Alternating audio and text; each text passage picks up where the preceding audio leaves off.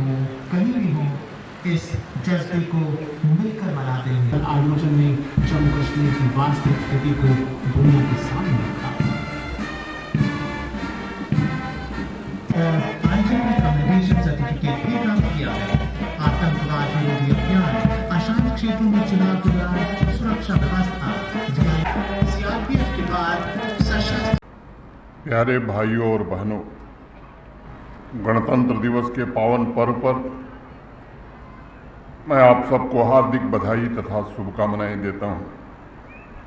हर एक नागरिक के लिए गणतंत्र दिवस का पावन पर्व संविधान में निहित लोकतंत्र, सामाजिक न्याय, स्वतंत्रता, समानता और भाईचारे जैसे आदर्शों में अपनी आस्था मजबूत करने का अवसर है। यह पर्व समावेशी और सांस्कृतिक विकास की धारा को सुदृढ़ बनाने के लिए राष्ट्रीय संकल्प का भी अवसर है। मैं आर्मी के सभी जवानों, अर्धसैनिक बलों तथा जम्मू कश्मीर पुलिस के शूरवीरों को उनके त्याग, पराक्रम और निस्वार्थ सेवा के लिए शत शत नमन करता हूँ। उनके अपराजित पौरुष ने आतंकवाद और अलगाववाद पर प्रभावी नियंत्रण पाने में सफलता हासिल की है।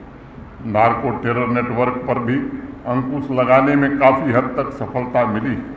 पुलिस एवं सुरक्षा बलों की कड़ी मेहनत के कारण आज हड़ताल की जगह सड़कों पर हर्षोल्लास है। नौजवानों के हाथ में पत्थर नहीं, पुस्तक है। आतंक और भयमुक्त जम्मू कश्मीर की कल्पना को साकार करने के लिए अपने रक्त से सींचने वाले शहीदों को मैं शीश झुकाकर नमन करता हूँ।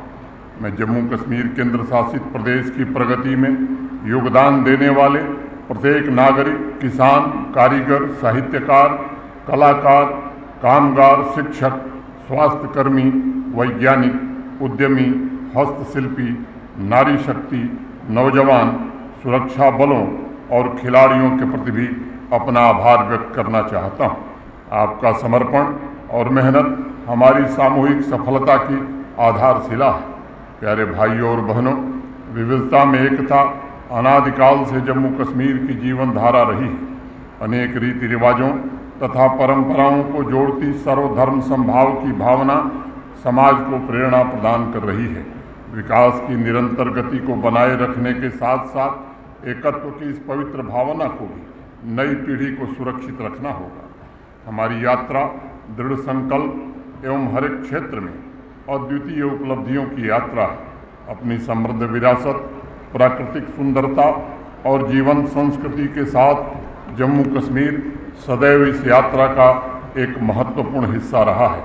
पिछले वर्ष अक्टूबर में जम्मू कश्मीर में शांतिपूर्ण और निष्पक्ष विधानसभा चुनावों के लिए मैं सब निर्वाचन आयोग, निर्वाचन से जुड़े सभी अधिकारी, कर्मचारी, सुरक्षा बलों, मतदाताओं तथा राजनीतिक दलों को हृदय से बधाई देना चाहता हूँ।